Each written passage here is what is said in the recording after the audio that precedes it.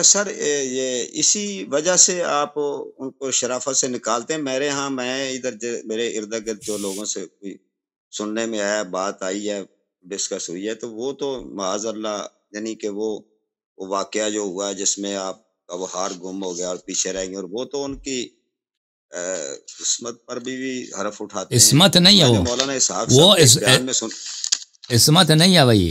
میں نے وہ میں نے واقعہ جو غزوہ بنی میں المصطلق میں ہے نا، سورہ نور والی IAF، اس کی بات کر رہا ہوں.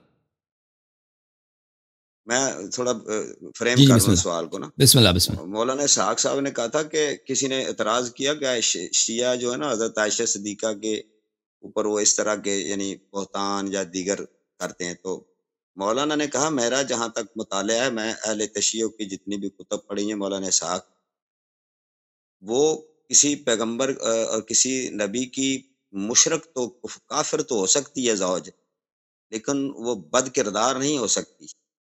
کردار ان کا مطلب ہے کہ بارے کبھی کسی اہل تشیع کی کتاب میں نے نہیں پڑھا. باقی ان سے یعنی کوئی گناہ سرزد ہو جانا، بلکہ حتیٰ کہ کفر سرزد ہونا، وہ سابقہ انبیاء کی جو ازواج ہیں.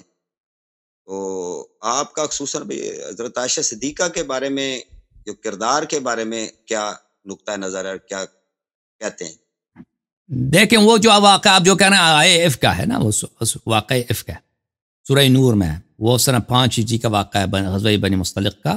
ہمارے نزدیک وہ واقعہ جو ہے وہ آیات عائشہ کی شان میں نازل نہیں ہوئی کہ ان لوگوں نے تہمت لگائی نا کہ نستجیر باللہ، نبی صلی اللہ علیہ وسلم کی بیوی نے غلط کام کیا کسی مرد کے ساتھ.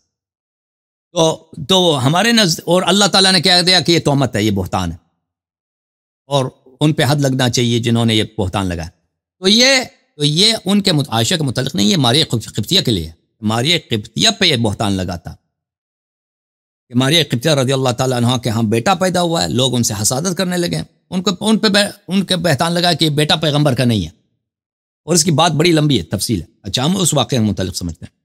تو IAF کا عصمت کے سے تعلق نہیں ہے، اور اگر عصمت کہتے ہیں تو وہ ایک محدود عصمت ہے، یعنی عدم عفت سے، یعنی پاکدامنی.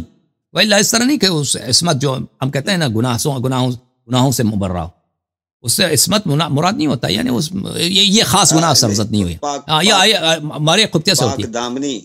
ہاں جہاں تک عائشہ کے متعلق ہے، تو ہمارے کتب میں علماء نے عائشہ کے بڑے اہل بیت علیہ السلام نے عائشہ کے جو کام ہے قرآن مجید میں موجود ہے، سورہ حریم وغیرہ میں جو اعتراضات ہیں عائشہ پر، وہ عائشہ یہ نہیں ہے کہ عائشہ پاکدامنی کے مسئلے پہ انہوں نے کوئی غلط کام کیا. یہ ایسا مسئلہ نہیں ہے کہ ہم اس کو کتب سے ثابت کر سکیں مخالفین کے لیے، ٹھیک ہے نا.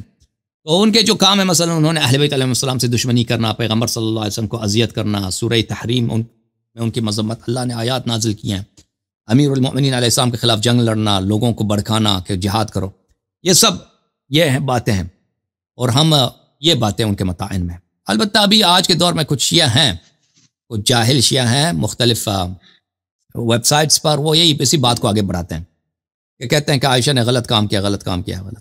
تو وہ ایک ایسی بات ہے کہ آپ کسی مخالف کتاب سے ثابت نہیں کیا جا سکتا، یہ بات ہے. جی ہاں.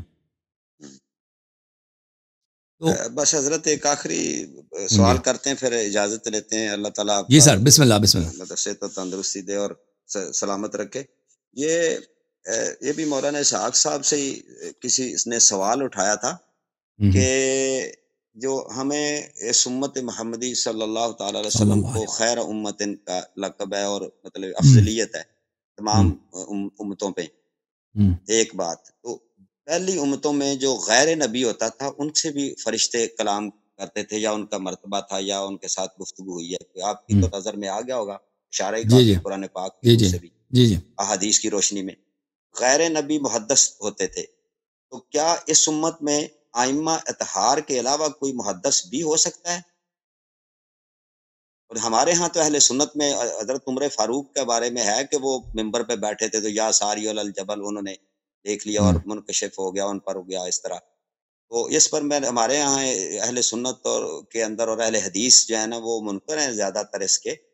ان میں نے ایک گفتگو یا ڈیبیٹ یا مناظرہ سنا تھا، تو اس میں وہ یہ کہتے ہیں کہ غیر نبی پہ ہماری جو امت محمدی صلی اللہ تعالی وسلم، اس میں غیر نبی بھی پر ان کے خواب، الہام، القاء، وہی تو نہیں آتی، لیکن باقی چیزیں وہ آتی ہیں. اور پھر کیا برتری ہوئی ہے اس امت کی دوسری انبیاء کی امتوں کے مقابلہ میں.